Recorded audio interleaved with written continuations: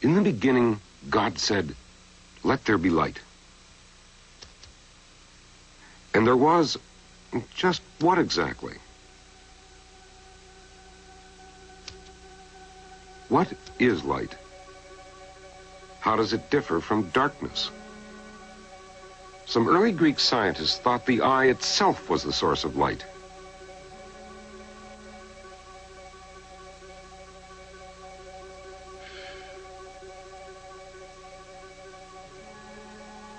They believed that light was a kind of streamer. These light streamers were emitted from the eye.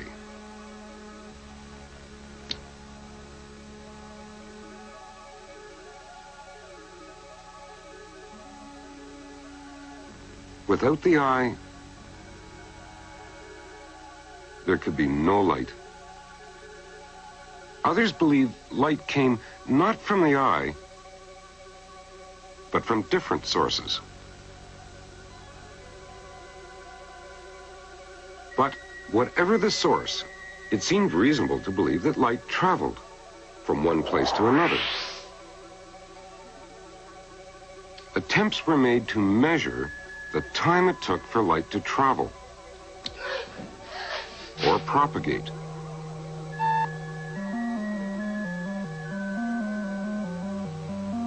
Unfortunately, scientists could not observe the propagation of light.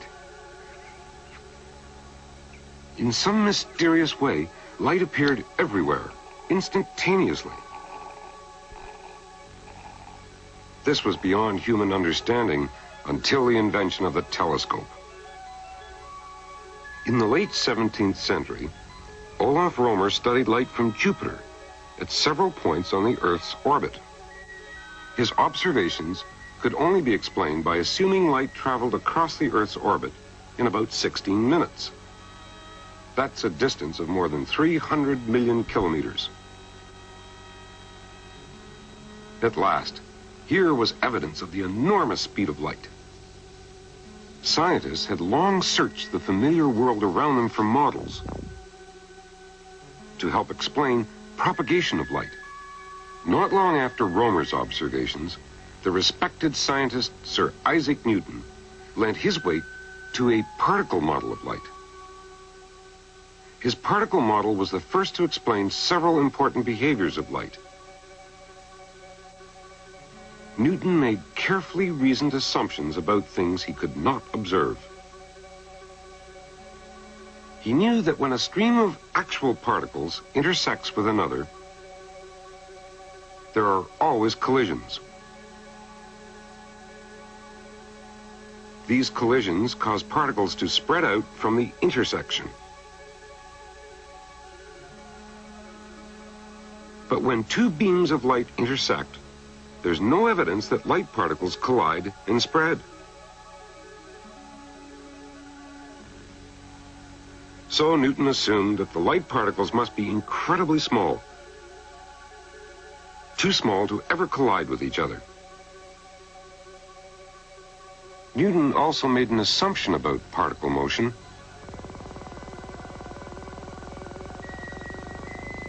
He knew from observations that moving particles are pulled by gravity to follow a curved path.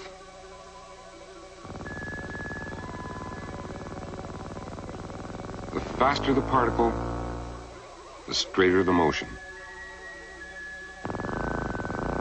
So Newton assumed a particle moving as fast as light would show straight line motion or rectilinear propagation.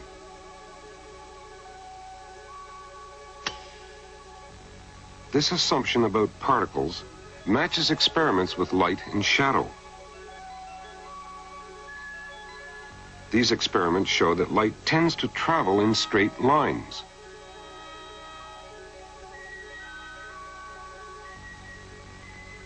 Particle behavior can explain several well-known properties of light.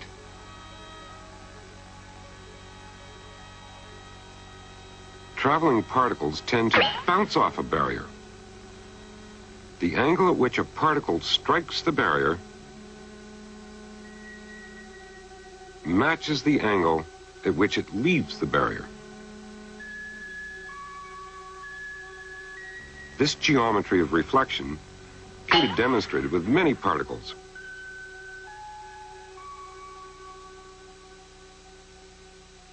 And at many angles.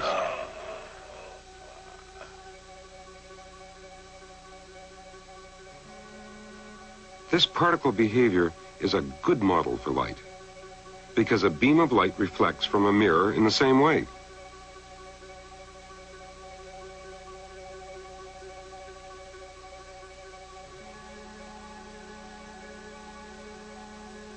Another behavior of light is refraction.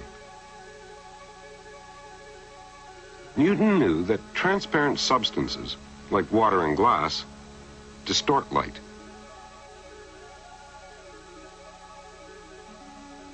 It seems as if light bends as it enters a new medium. But why? Newton proposed that all particles of matter exert an attraction on every moving particle of light. This attraction is balanced in all directions, so light normally travels in a straight line, except near the edge of another substance, such as water. A light particle approaching the surface of water encounters a stronger force of attraction. This causes the light particle to bend towards the surface and speed up.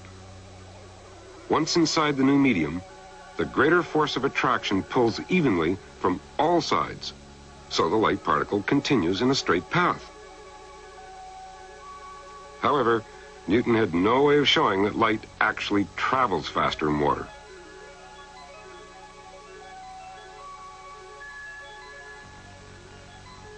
It was one more assumption necessary to his particle model.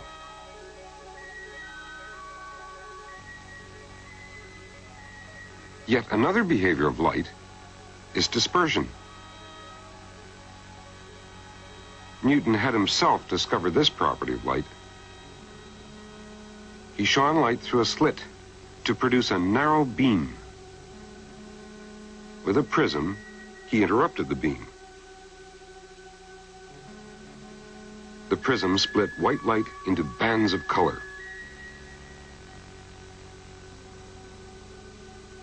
To explain this behavior, Newton suggested that a beam of light is a mixture of particles of different sizes. The surface of the glass attracts them, and they bend according to their size. So the prism separates light into streams of same-sized particles. These streams appear as different colors to the eye.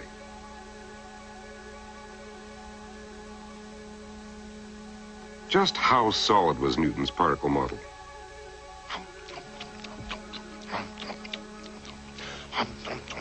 Newton himself was cautious about it, but his famous name was enough to sell the scientific community.